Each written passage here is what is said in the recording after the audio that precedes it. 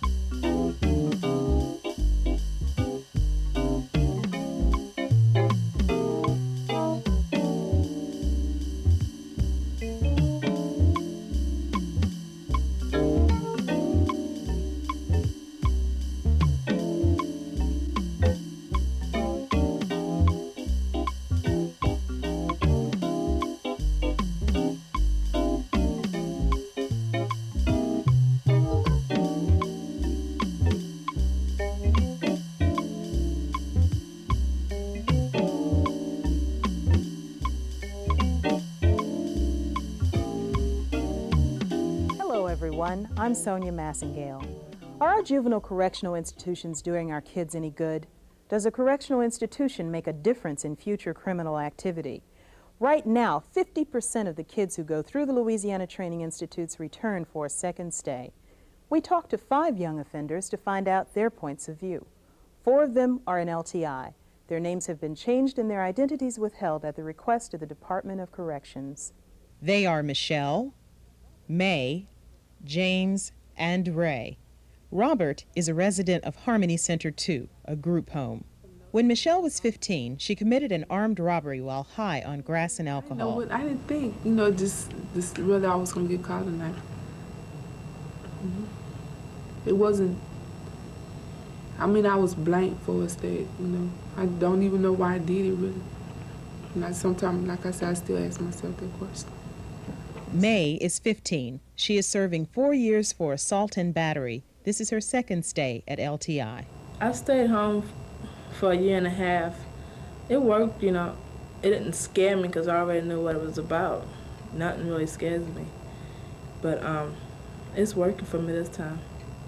I know how valuable my freedom is now. Back then I was only 13, and I didn't care. The Louisiana Training Institute for Girls looks like the campus of a small college. In spite of the girls' club atmosphere, the offenders' crimes are very serious ones. The approach to rehabilitation here is built upon basic education, structure, and values. Well, it's not all that bad. To a certain extent, you have the ones that don't care. But LTI is what you make of it. They have the ones here that, well, I don't care. And they really don't care because they're not trying to learn. And they're not willing to learn. And them the type that the staff here feel that they shouldn't waste their time on. It teaches you, how valuable your freedom is.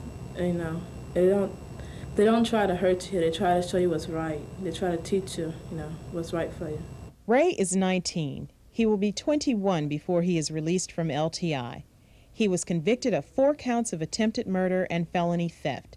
He has also been in other state correctional facilities. I guess I could say being around the wrong people, hanging around the wrong people, not listening to what my parents was telling me, I realize now if I would have, listened to my parents, I wouldn't be in here right now. Staying out all night, doing drugs, You always think you can get away with it, but one day you're going to get caught, I used to think I was the slickest person in the world, but eventually I got caught, and eventually everybody will get caught. It violates the law. James has 2 months left to serve for a felony theft committed when he was 15. Well, me and my little partners, some of my friends, we got together one night. Everybody was saying, they want some easy money, I had money. We was gonna go to a concert, and I got hooked up, with the crowd, we robbed 7-Eleven. I made it home, we got the money, I made it home, but it wasn't worth it. Life at LTI Baton Rouge is very different from the girls' facility. It's the largest LTI facility in the state with a maximum allowance of 252. The population is now 251. There is a limited educational program here and very little vocational training. A long stay in LTI can be more like a prison term. Basically the same thing every day. Wake up at the same time, eat at the same time, go to work at the same time, go back to the dorm, You know, every day is the same.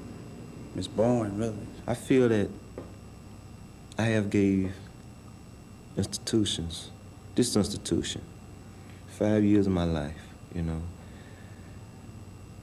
I'm 20 years old, you know. I ain't got nothing to show for it, you know. I mean, who want to hear me go out there and say, you know, I done 5 years, you know.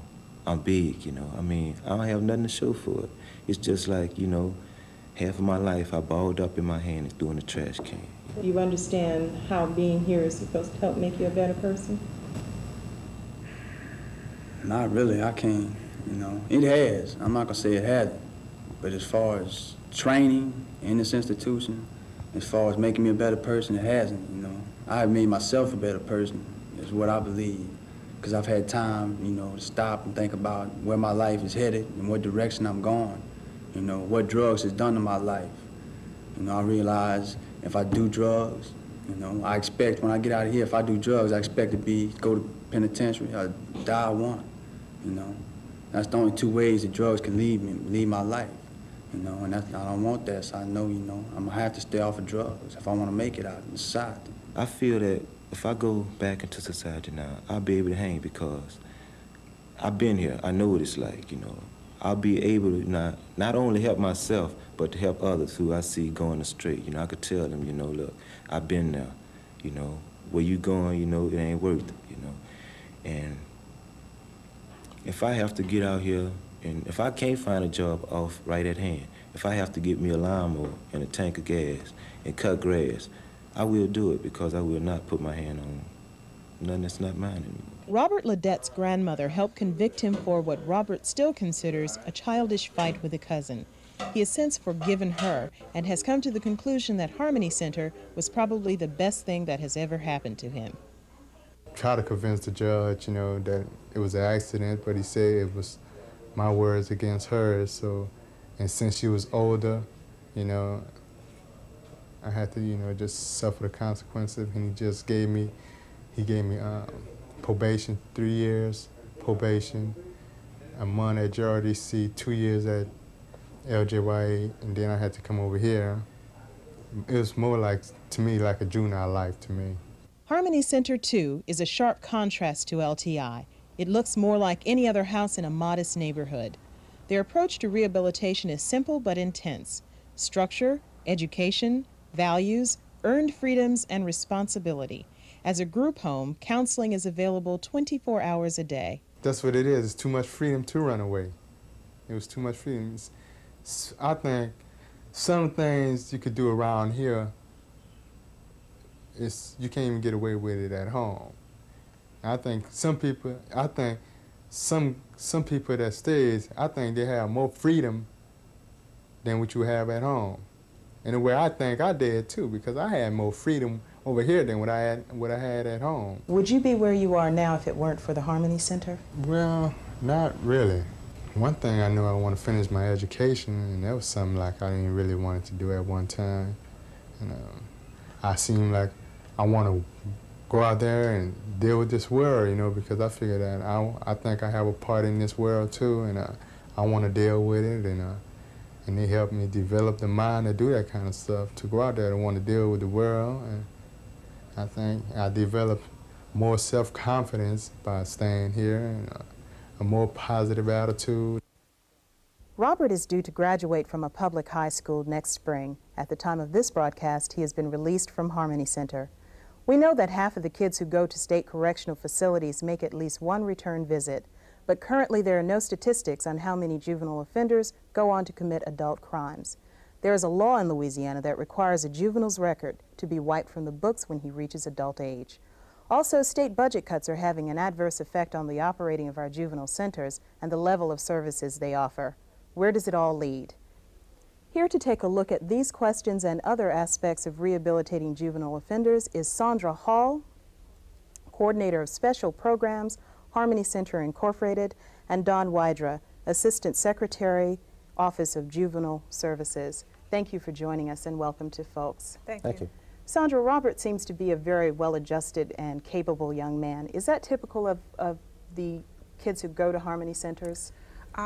It is typical of the aim of the Harmony Center. The Harmony Center has as one of its primary purposes to ensure that the youngsters who are involved in our program are a real and significant part of their community.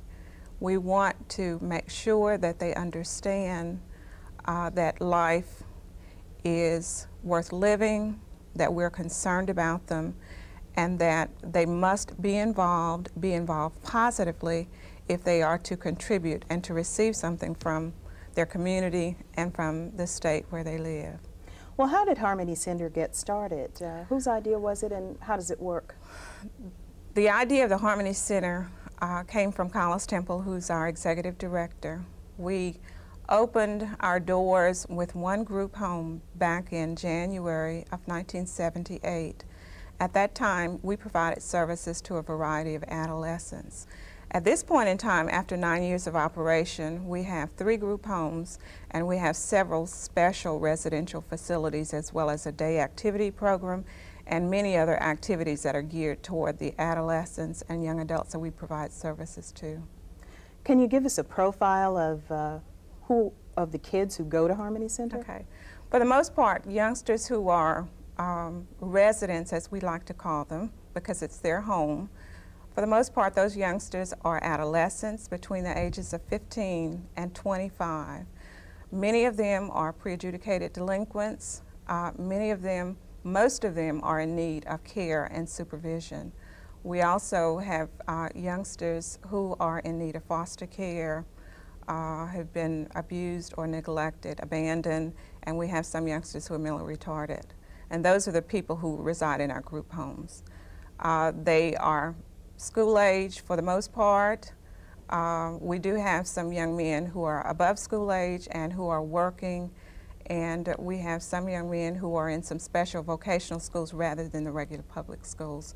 But we emphasize education, training, work above all, because in order for them to one day be independent, they must learn the value of work and how important it is to work toward taking care of themselves. And those are some of the things that we emphasize. I see. Don, how do you rate the group home concept against the LTI method of rehabilitation? First of all, I don't think it's a question of either one or the other. There's an absolute need in Louisiana as well as in other states for juvenile correctional institutions.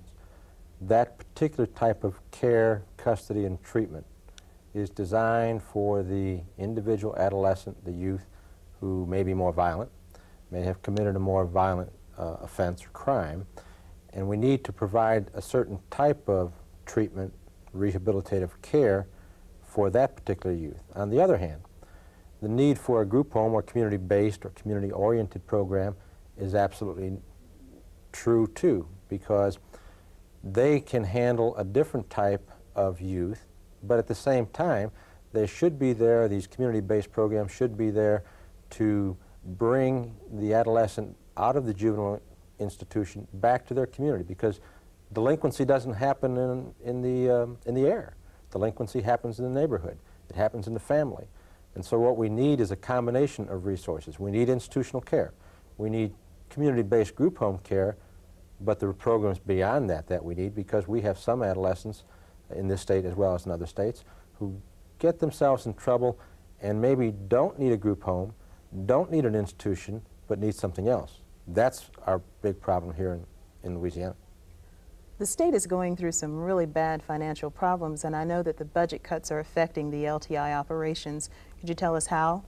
The budget cuts are affecting the LTI operations. In times of severe fiscal problems, those are the times that all of us, including the Office of Juvenile Services, what we must do is look at the services we're providing right now for the dollars that we have to spend on those services, and make sure that we're spending those dollars and operating our programs most efficiently. We're in the process of doing that, have been in the process of doing that for the past 2 years.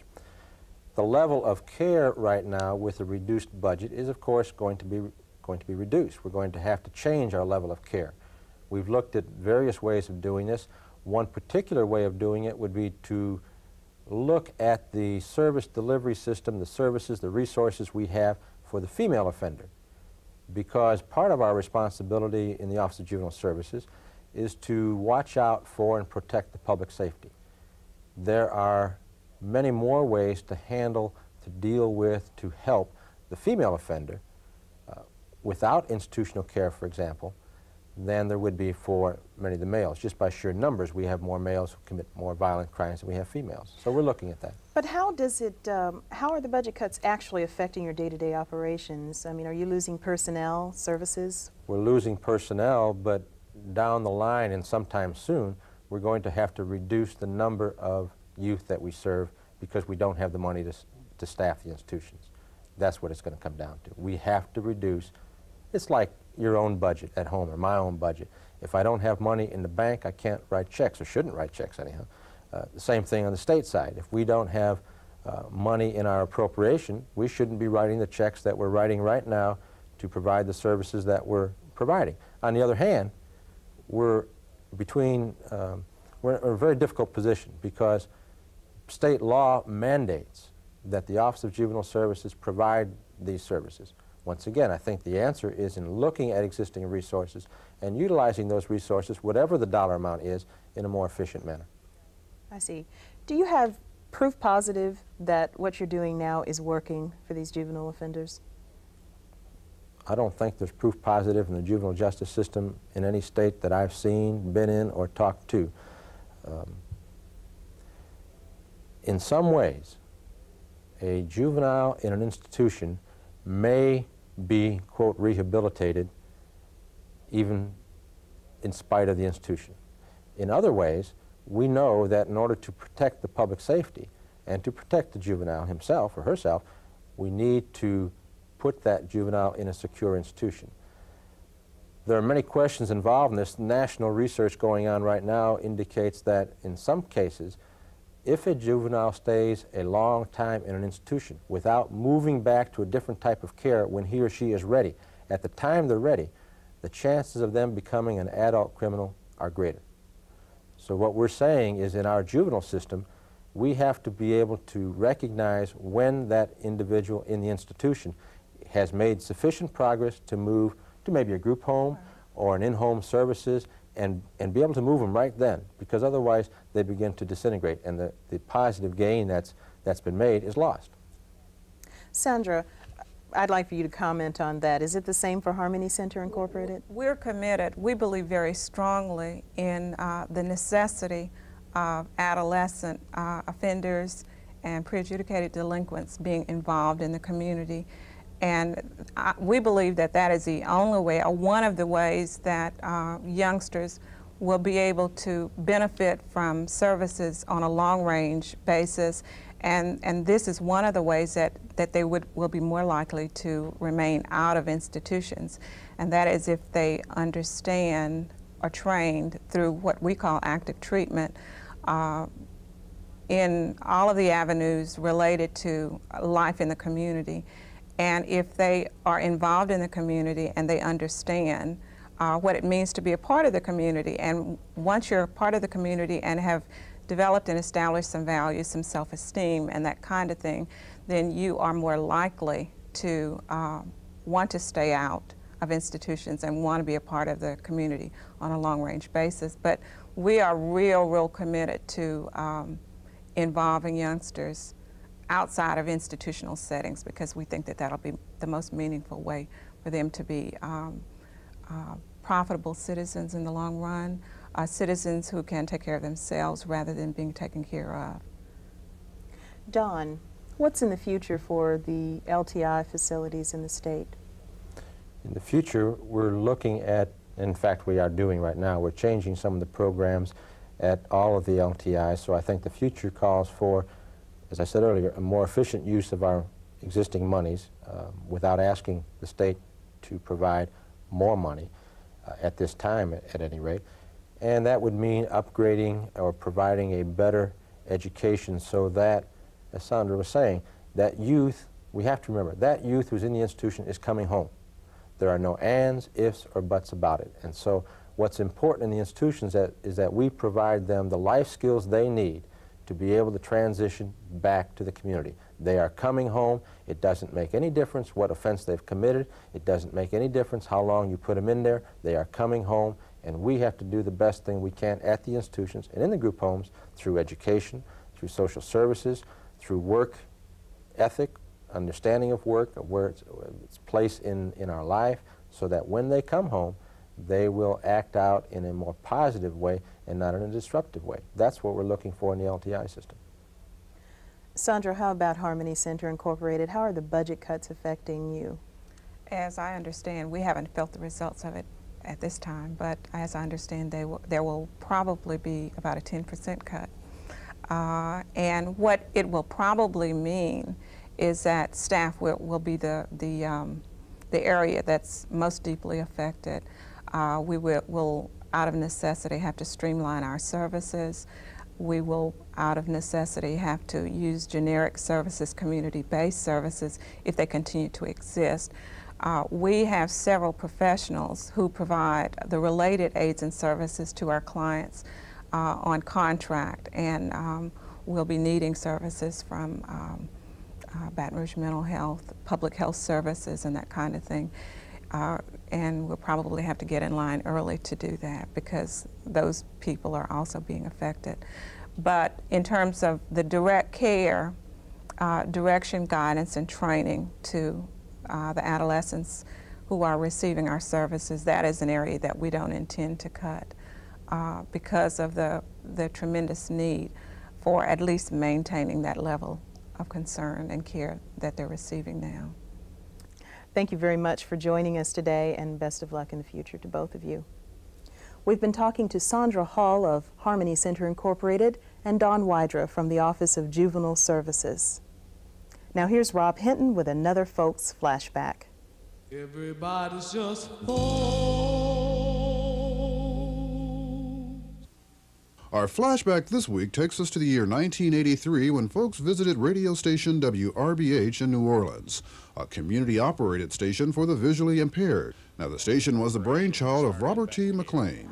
We borrowed time WWNO and went on live on open channel, and we found by some surveying means that we had around 10,000 people listening when we were reading the paper live in the mornings. So we decided it was worth going into, and we immediately started working with funding toward a FCC construction permit, found the open channels, and we remodeled this facility up here that you've been through. It took us about 2 years, and we had Fed and state and some local help financially, and we got it all put together and went on the air last September, and we're the first full-time open channel FM 88.3 is the number in the country and probably in the world that's doing fully translation of printed into the spoken word. Major Handy, a blues and zydeco musician, cut an album about 2 years ago called Wolf Couchant. The title of that album is based upon a Bayou legend about a strange animal who is part wolf, part pig, and howls at the full moon. Major Handy is becoming a Bayou legend himself, and here's why. Ouais, dans l'autre chanson, nous jouons, on allait jouer les haricots d'un petit moment. C'était on allait jouer quelque chose dans prends-toi la bâche. I'll take you there. That's what that means. We're going to take you there, okay?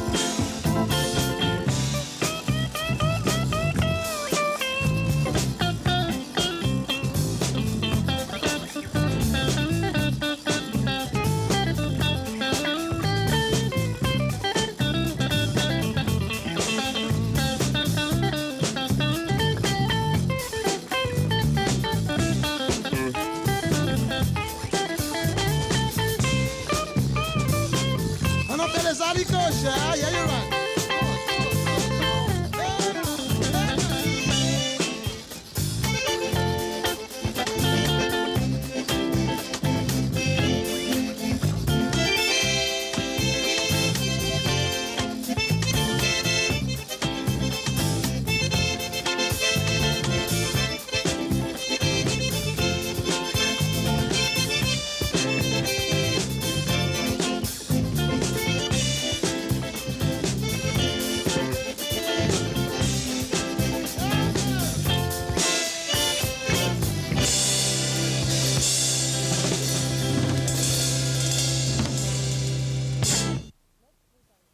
Well, that's all for now.